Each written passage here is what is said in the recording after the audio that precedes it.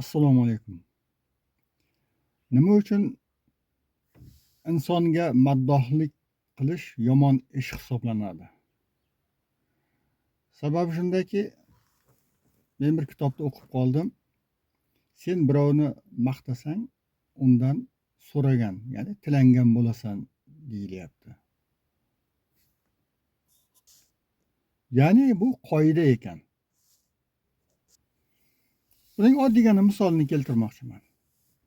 Xudo rahmat qilsin, Abdullo Aripov degan shoirimiz olamdan o'tganiga mana 16 yil, 10 yil bo'lyapti. U kishi bir vaqtlar bitta to'rtligi yozgan edi, to'rtlik she'r. Hozir gadolar ham g'oyat mukammal ishni diplomatik yo'ldan boshlaydi. Egasidan u bu so'rashdan avval itiga albatta suyak tashlaydi. Bu yerdagi itiga albatta suyak tashlaydi degani, bir kishidan narsa so'ramoqchi bo'lsa bir kishi, demak uni maqtashdan, unga bir u ko'radigan holda, tarzda bir narsa o'tkazib qo'yishdan ishni boshlaydi ekan. Chunki bir narsa so'rash kerak u. So'rash uchun bir narsa berish kerak. Shunda hech bo'lmaganda maqtaydi-da inson. Ichingizda savol tug'ilayotgan bo'lishi mumkin. Xo'sh, nima bo'pti? Maqtasa nima qilibdi? Insonda. To'g'ri. Lekin asl qoida boshqa yerda, asl haqiqat. Asl haqiqat shuki, ikkita toifa bor. Birinchisi mutlaq yaratuvchi, boy, behojat Alloh taolo bitta toifa, ya'ni bir tomon. Ikkinchi tomon mana shu Allohga muhtoj bo'lgan, Alloh taolo yaratgan bandalar. Allohga muhtoj. Hamd sano mana shu yerda yarashadi. Maqtash mana shu yerda yarashadi. Ya'ni Alloh taolo insonni yaratib qo'yibdi, qanday darajalar yetkazib qo'yibdi, birovni baland, birovni past qilib qo'yibdi. Lekin o'sha hamma insonlar mana Alloh taolo bitta, yakka, yagona. İnsanlar milyardlab hammasi Allohga muhtoj. Boylar ham muhtoj.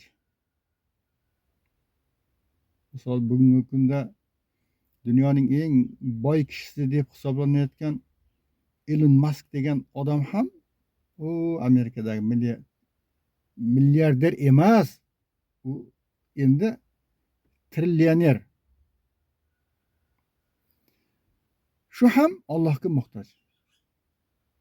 Chunki shu mol mulkni, shu boylikni Alloh taolo berib qo'ydi. Endi o'sha Elon Musk bilsa-yu bilmasa gap bunday emas. Chunki mana shu Alloh taolo insonni boshqa millionlab, milliardlab imkoniyatlarni qo'ying, insonga nafas olish imkoniyatini berib turadi.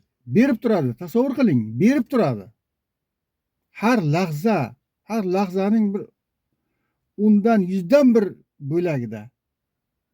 Chunki inson nafas olmasa, nafas olish imkoniyatini Alloh taolo olib qo'ysa, inson yashay olmaydi. Endi nafasni oldimi, shu nafasni chiqarmasa ham yashay olmaydi. Endi mana shu yerda shu ikkalasi bilan birgalikda eng katta imkoniyat, yashash imkoniyatini berib qo'ydi Alloh taolo. Tasavvur qiling, bir sekund u yoqda tursin, sekundning 100dan 1icha ham insoniyat imkoniyat berilmaydi, yashatib qo'yilmaydi. To'g'ri, birovni o'ldirish oson, faqat otni o'ldi qo'ydi. Lekin yashash imkoniyatini berilmaydi, Alloh taolo berib turibdi. Yashatib, nafas oldirib, yayratib, yashnatib qo'yibdi. Inson yemasa ichmasa o'lib qoladi. Mana shu yeyish ichish imkoniyatini Alloh taolo berib qo'yibdi. O'sha boylarga ham, boshqaga ham, podshohga ham, gadoga ham. Endi yedi ichdi, Allohni tanimasa ham yedi ichdi, lekin uni chiqarish kerak. Shunda ham Alloh taologa muhtoj. Alloh taolo imkoniyat bermasa bu ishni qila olmaydi. Men bu gapimni ichi kelmay, siyolmay yurganlar eshitsa, "O, rahmat, rahmat sizga" deb yuboradi.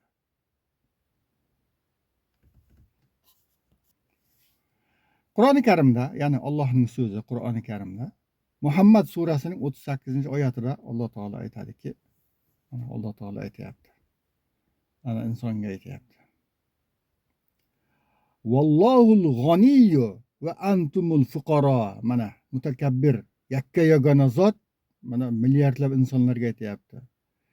Alloh boy, behojat. Sizlar ochiqcha lafz bilan aytilyapti. Antum deyapti.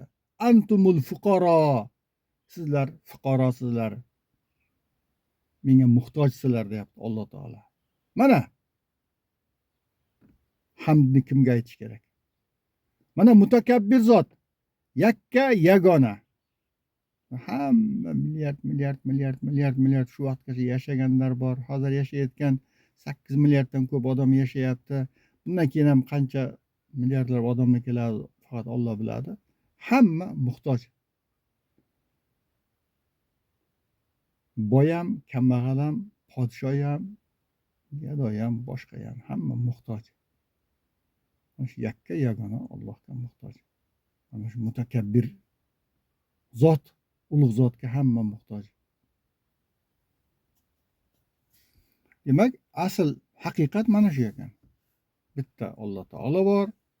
Qolgan insonlar hammasi Allohga muhtoj. Mana shu qullik qilish kerak. Allohni tanisa-yu tanimasa, bir kun tanib qolar. Endi insonga maddohlik qilsa, mana shu qoida o'zgaradi. Men sizsiz yashay olmayman desa, tamom, mana Alloh taoloning oldida mana ko'ryapsizlar, teskari boshqaga aytayapti, insonga aytayapti. Bu Alloh taologa albatta yoqmaydi. Lekin mana shusiz ham yashaydi inson. Bu qo'shiqlarda ko'p bo'ladi. Odamni aldovchi qo'shiqlar bo'ladi. Bironta erkak yoki ayol qo'shiq aytaveradi. Sensiz yashay olmayman, sensiz o'laman deydi. Lekin yashab yuraveradi.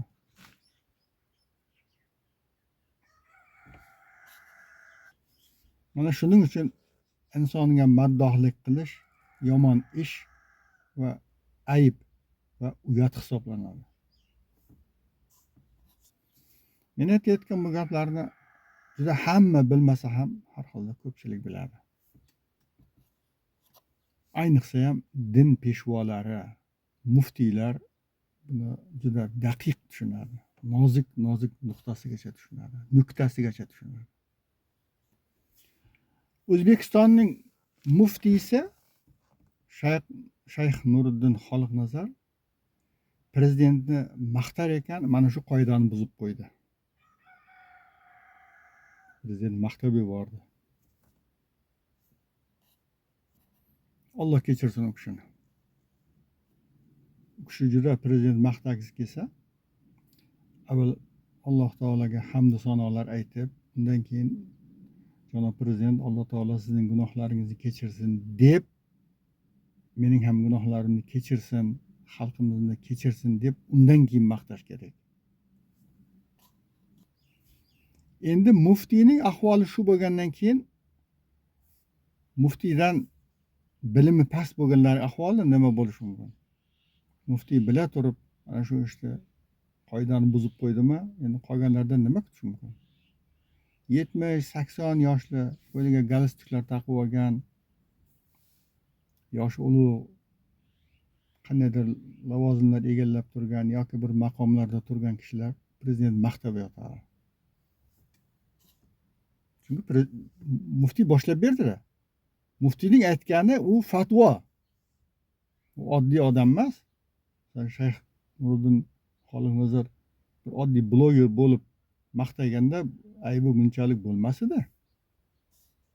U muftiy bo'lib maqtagani, demak u fatvo hisoblanadi. Ya'ni mana shunday qilsa bo'ladi, mana shunday qilish kerak degan fikr kelib chiqadi odamlarda. Odamlar yoppasiga maqtab yotdi prezidentni. Endi bu yerda eng yomon narsa shuki, prezident odamlarning shunchalik maqtayotganiga, maddohlik qilayotganiga ishonib qolib, odamlar mensiz yashay olmaydi ekan deb qolsa, mana shu eng yomon tushuncha, eng yomon qarash bo'ladi. Lekin men bunday o'ylamayman. Sababi prezidentimiz Mirziyoyevning "Voy, meni maqtamanglar, qarsak chalavermanglar ha" deb aytganlarini mana shu quloqlarim bilan eshitganman. Hammamiz ham insonmiz. Insonga maqtov yoqadi. Lekin shuni prezident kesishni bilish kerak. "Voy, to'xtat, nima demoqchisan? Qisqa qil" deb keskin gapirish kerak. Chunki haligina Abdulla Oripovning to'rtligini keltirdim. "Voy, sen meni maqtayapsan, mendan bir narsa olmoqchisan-da" deb hech bo'lmasa tili bilan aytmasa ham dilida bilib turish kerak-da, shuning uchun gapni qisqa qil deb qo'yish kerak. Chunki odamlar prezident maqtab lavozimlar, mukofotlar, ordenlar, pullar, hadyalar olib yotibdi-da. Prezident ochiqchasi aytish kerak. Qo'y shuni, meni maqtamasang ham shuni beraman. Mana shu lavozim senga loyiq. Mana shu ordenga sen munosibsan deb aytish kerak. Holbuki mana shunday to'g'ri qarash shakllantirilmayapti-da. Jamiyatimizda maddohlik, ya'ni maddohizm deb aytishadi ko'plar, yoshi qariga yoyilib ketgan, ommalashib ketgan. Qachonki maddohlik ommalashib ketgandan keyin maddohlik qilishning, maqtash so'z va iboralarning yangidan yangi shakllari odamlar o'ylab topishadi. Chunki hamma bir xil gapni aytavermas kerak-da. Rahmat, rahmat, rahmat, rahmat, siz zo'rsiz, siz zo'rsiz. Bo'lishi bilan so'z tugab qoladi-ku. Shuning uchun yangi shakllarda odamlar o'ylab topishadi. Oddiy misol, hozirgina zikr qilganimiz Abdulla Oripov bir vaqtlar Islom Karimovni maqtar ekan, maddohlik qilar ekan. Bizning xalqimiz dengiz yo'limiz yo'q, dengizga chiqa olmaymiz deb ko'p afsus qiladi. Odamlarga, bizning xalqimizga siz dengizsiz, siz borsiz deganga o'xshash bir mazmunda maddohlik qilgan edi. Xudo rahmat qilsin endi. Islom Karimovni ham, Abdulla Oripovni ham, boshqalarni ham. Xo'p, endi maddohlikdan qanday qutulish kerak? Bunda ham mening nazarimda Shayx Nuriddin Xoliqnazar xuddi kecha o'sha prezident maqtaydigan gaplarini omma oldida aytganda, omma oldida chiqish kerak-da. Janob prezident, men sizni maqtab yuboribman, buning uchun Allohga tavba qilaman. Alloh taolo sizni ham, meni ham kechirsin, xalqimizni ham gunohlarini kechirsin deb bu insonga maqtov keltiraverishi, maddohlik qilishi to'g'ri emas degan gapni shu muftiy aytish kerak odamlarga. Ko'pning oldida maddohlik qildimi? Endi ko'pning oldida mana shu noto'g'ri ekanligini aytish kerak. Kichkina doirada bo'lib, prezident o'ziga aytib qo'ysa, yo'q, u kam bo'ladi u. Men bu chiqishimda Shayx Nuriddin Xoliqnazar muftiyimizni haqorat qilmadim. U kishini kamsitmadim. Alloh uchun bir do'stlik qildim deb o'ylayman. Chunki u kishi yaxshi tushunadi. tanqid kelajak mevasi degan gaplarni va prezidentimiz Shavkat Mirziyoyevni ham men haqoratlamadim, kamsitmadim. Kimdir meni gaplarimdan maydaga bo'ylab topmasin. Kamchilik qidirmasin meni gaplarimdan. Men Shayx Nuriddin Xolnazar hazratlari haqida g'iybat qilmadim. Chunki mana ochiq yuzim bilan chiqib turibman. Bu sun'iy intellekt yasagan video emas, jonli chiqish qilib turibman. Jonli ovozim bilan demoqchiman. To'g'ridan to'g'ri efir qilmayapman. Nima uchun men bu chiqishni zarurat deb hisobladim? Chunki mana shu yomon illatdan qutulib olib, biz Allohsiz yashayolmay ekanmiz. Allohsiz yashalmas ekanmiz. Allohga hamd va sano aytishimiz kerak. Allohga shukronalar qilishimiz kerak. Allohga istig'forlar, tavbalar qilishimiz kerak. O'zimiz nomimizga, ota-onamiz, ustozlar, prezidentimiz nomiga Allohdan tavba, istig'for qilish so'rashimiz kerak degan tushunchaga kelib to'g'ri yo'lga tushib olsak, mana shu ham bir jamiyatimizning yaxshi rivojlanib ketishiga jiddiy va muvofiq ish bo'lgan bo'lar edi. Payg'ambar janobimiz sollallohu alayhi vasallam aytganlarki, maqtagan, ya'ni seni maqtagan kishining yuziga tuproq soch deganlar. Shunday ma'noda hadislar bor. Bu nima uchun? Chunki insonni maqtov buzishini Payg'ambar sollallohu alayhi vasallam hamma insonlardan ko'ra ming bora, ming chandon nozik va zo'r tushunganlar. Sallallohu alayhi vasallam. Demak, maqtovda ham haddan oshmaslik kerak va o'rinni tanqid qilish kerak. Maqtovdan ko'ra tanqidga ko'proq e'tibor qilish kerak. Tanqid qiladigan kishi ham o'rinda, asosli tanqid qilish kerak. Shunda tanqid kelajakning mevasi degan fikr amalga oshadi inshaalloh. E'tiborlaringiz uchun rahmat, eshitganlaringiz uchun rahmat. Endi bu videoni ulashib podelitsiya qilib qo'ysalaringiz inshaalloh foydadan xoli bo'lmaydi. Xalqimiz uchun, jamiyatimiz uchun. Ayniqsa narsalarni chuqur tushunibmi, tushunmaymi, maddohlik qilib qo'ygan kishilarga shuni qarindoshlari eshitishi mumkin, tanishlari, shogirdlari eshitishi mumkin. Shularga ham jo'natib qo'ysalaring, Xudo xolasa bu Alloh ajr beradi. Bir jamiyat o'zini o'nglab olsa, chunki Alloh taolo ikkita joyda aytib qo'yibdi-da. Hech bir qavm o'zini o'zi o'nglamaguncha Alloh taolo ularni o'nglamaydi deyapti. Umumiy o'nglash nazarda tutyapti Alloh taolo. Har kim o'zini o'zi o'nglasa, Alloh taolo umumiy o'nglab qo'yadi. Inshaalloh.